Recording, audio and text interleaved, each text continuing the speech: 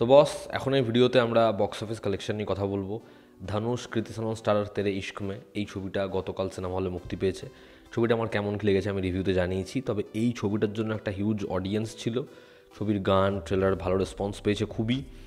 এই ছবিটা advance booking খুব ভালো করেছিল। ছবিটার কিন্তু ইনিশিয়ালি খুব ভালো করে শোজ ডিস্ট্রিবিউট হয়নি সিঙ্গেল স্ক্রিনে, প্রিমিয়াম সিঙ্গেল স্ক্রিনেও ইভেন। তার কারণ হচ্ছে ডিস্ট্রিবিউশন একটা ইস্যু হচ্ছিল, যে কারণ ধুরন্ধরের সাথে ক্ল্যাশ নিয়ে, মানে সেমি ক্ল্যাশ নিয়ে একটা কাইন্ড অফ সমস্যা হচ্ছে। তারা নো শেয়ারিংয়ে যাবে, যে কারণে একটা সমস্যা হচ্ছিল।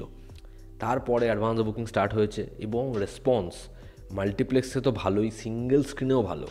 ছবিটা নিজের ডে ওয়ানে যে নাম্বারটা আনছে সেটা খুবই ভালো। এবার যেহেতু আমি অনেক আগে ভিডিওটা বানাচ্ছি, যে কারণে আর্লি এস্টিমেশন এসছে, সেই ভিত্তিতেই বানাচ্ছি। এখনও প্রোডাকশন হাউসের তরফ থেকে ফিগার কোট করা হয়নি, সেটা সামান্যের থেকে বেশি হতেই পারে।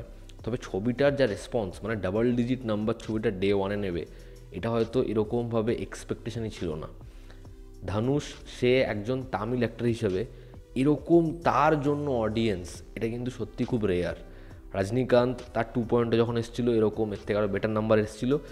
এবার সেই ছবিতে অক্ষয় কুমার ছিল, কিন্তু ওই যে রাঞ্চনার একটা অডিয়েন্স, সেটা যে এই ছবিটা দেখতে আসবে সেটা কিন্তু সাকসেসফুলি মেকার্সরা কিন্তু ওপেনিং ডেতে করে দিতে পেরেছে।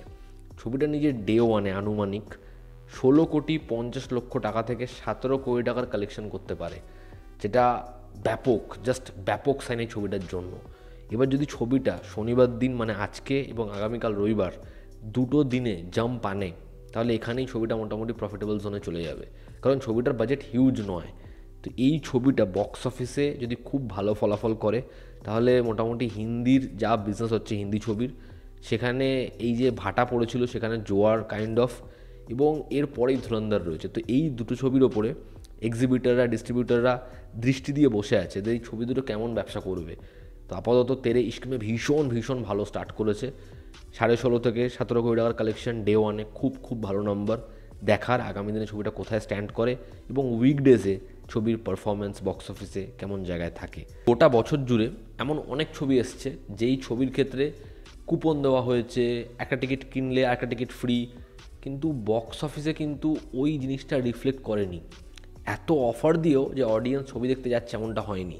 আর এবছর মোটামুটি রোম্যান্টিক ছবির জন্য একটা অডিয়েন্সও দেখা গেছে, আর অনেক রোম্যান্টিক ছবি আসছেও। সাইয়ারা সেই ছবিটা ভালো হয়েছে এবং ছবিটা বক্স অফিসে হিউজ হিউজ বিজনেস করেছে। ওই ছবির গান অনেক অনেক বেশি বড় হিট ছিল আর কি। লাইফ ইন এ মেট্রো, মানে মেট্রো ইন্দ্র, সেটা অনেক নিশ। সেই ছবিটাও একটা ডিসেন্ট ব্যবসা করেছে। এক দিওয়ানে কি দিওয়ানিয়াত, সেই ছবিটা মানে যাই হোক আর কি, খুবই ক্রিঞ্জ, বাট সেই ছবিটাও কিন্তু মোটামুটি ব্যবসা করেছে। ধারাক 2-এরও বিজনেস করা উচিত ছিল।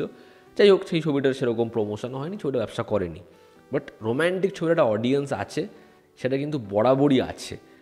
এই জায়গাটা বহুদিন ধরে খালি ছিল এবং এবছর ধারার রোম্যান্টিক ছবি এসে যাচ্ছে, আর সেটা ব্যবসা করছে। আপনারা খালি দেখবেন আগামী কয়েক বছরে কত কত জাস্ট রোম্যান্টিক ছবি আসে, একের পর এক অ্যানাউন্স হবে এবং আসবে। যে ডিরেক্টররা মোটামুটি কাজ পাচ্ছিল না, তারা সবাই এখন রোম্যান্টিক ছবি করবে, এটাই হতে চলেছে। তো এই ছিল আজকের ভিডিও। এতে তোমাদের কি অপিনিয়ন জানিও। জনতা আমাদের পাশে আছে। আবার দেখা হচ্ছে। Take care.